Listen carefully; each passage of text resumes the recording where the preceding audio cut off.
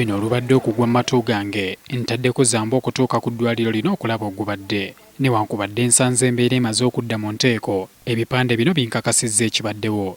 Abasawo n'abakozi abalala mu ddwaliro lino babadde beemulugunya ku bbula ly'eddagala n'ebikozesebwa ebirala ebikaluubiriza emirimu gyabwe newankubadde tewali n'omu abadde n'abava mu kwogerera ku kamera.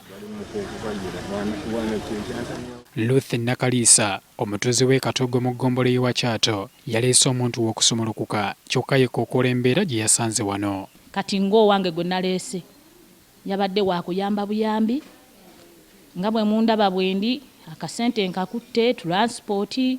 Ono musanze asobeddwawo okujja ssente ez'okugula ebikozesebwa. Nentuuka ne baŋŋamba tewali bikozesebwa. Kubanga tewali bikozesebwa ate byaggula. Kyokka abaddukanya eddwaliro lino bambuulidde nti ekitongole ekivunaanyizibwa ku kubunyisa eddagala n'ebikozesebwa mu malwaliro ga gavumenti ki National Medical Stores tekinnabawa ddagala n'ebikozesebwa.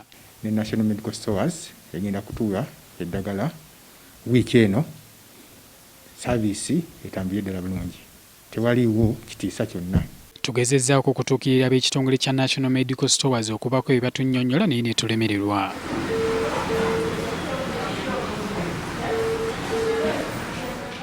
David Semakula avunaanyizibwa ku ntambuza y'emirimu mu ddwaliro lino ambuulidde ng'embeera bwe bagizizza mu nteeko oluvannyuma lw'okugulayo ebimu ku bikozesebwa era abasawo ne baddamu okukakkalabya egyabwe. Wabaddewo ensonga nga waliwo okwemulugunya ku bikozesebwa mu ddwaliro okusingira ddala ddagala n'ebikozesebwa ebirala, naye ensonga eyo ekoleddwako. Waliwo ebitontono bye tusobodde okugula ng'eddwaliro ebintu bijja ne mu malwaliro aga wansi. Ono era avumiridde n'abatimba ebipande bino ng'agamba nti tebayise makubo matuufu okutuusa okwemulugunya kwabwe gye bali. Tugenda kubannyonnyola nga bo basitaafu beetaaga ebikozesebwa naye ebyo ebitono mulimu gwaffe okubannyonnyola embeera eriwo.